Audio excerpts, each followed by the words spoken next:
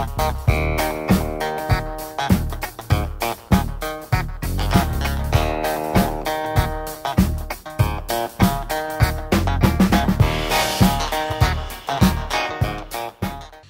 human mind is an incredible machine capable of advanced reasoning and astonishing leaps of insight. But the truth is that our mental faculties are limited. So to save computing power, our gray matter sometimes makes shortcuts. Usually cutting these corners is a good thing, saving us time and energy in making many difficult decisions. But every once in a while, those shortcuts are flawed and lead us to make bad judgments and irrational decisions. As professional poker players, we need to be vigilant about not allowing ourselves to fall victim to these mental blunders. And we need to recognize them in our opponents so that we can turn their muddied thinking into profit. The technical term for this kind of brain failure is cognitive bias. And there are quite literally hundreds of them that have been identified and studied by the scientific community. Some are learned behaviors, some are hardwired into the human brain, and some no one's really sure about. Fortunately for us, it doesn't really matter what causes them, only that they exist to varying degrees in just about every person on the planet. We like to think that we are beautiful and unique snowflakes, but in reality, much of our behavior is stunningly predictable. So let's jump right in with our first brain fail, loss aversion. I picked this one because it just might be the most widespread and devastating cognitive bias in the poker world. Loss aversion is the tendency for people to strongly prefer avoiding losses to acquiring gains. Now, it might take a minute to sink in. All things being equal, we strongly prefer not losing something to actually gaining something. Research has shown that humans feel the pain of loss far more acutely than we feel the satisfaction of gain. In fact, there's quite a bit of research that suggests that losses are more than twice as powerful, psychologically speaking, as gains. So a poker player is going to feel more than twice as bad about losing a grand as he would feel good about winning a grand. This helps to explain why if you're up $200 in a session and then you lose 100 of it just before quitting, you feel wretched, even though rationally you should be stoked about being up $100. So if all this is true, and like I said, there's a lot of research that says it is, it leads us to some startling and frankly depressing conclusions about our profession.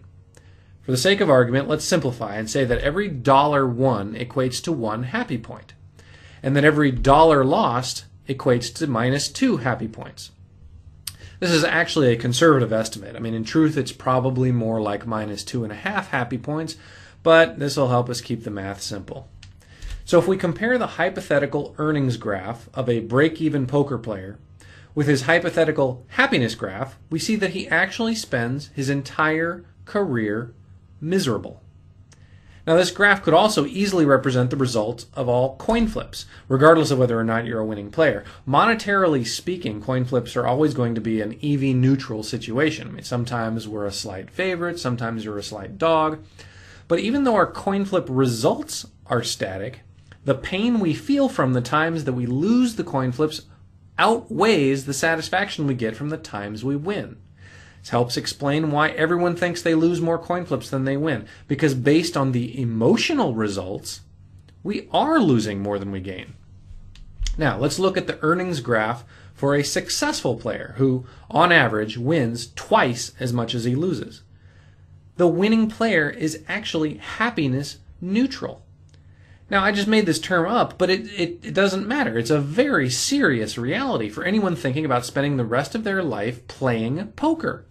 Given the phenomenon of loss aversion observed in the general population, it would seem that one would have to be crazy successful in order to overcome the pain associated with normal downswings. No wonder there are so many miserable poker players. Poker is indeed a hard way to make an easy living, and it would seem this is largely because of the psychic stress we regularly expose ourselves to. There are very few professions where you can actually have less money at the end of the day than you did when you clocked in. And these regular losses take a dramatic psychic and emotional toll. You may love poker, but poker don't love you. That's why I and so many other instructors encourage you to find other interests and foster strong relationships away from the table. Exercise regularly, get enough sleep, find a hobby, spend time with your loved ones, get outside and enjoy the sunshine and the outdoors. Our mental gas tanks need constant refilling to counteract poker's relentless erosion of our psyche. Human beings do not like pain, be it emotional, mental, or physical. And yet we feel the pain of a loss to a far greater degree than we feel the satisfaction of an equal gain. This perception is so lopsided that it leads us to make some rather bizarre decisions and take irrational actions just to avoid that pain.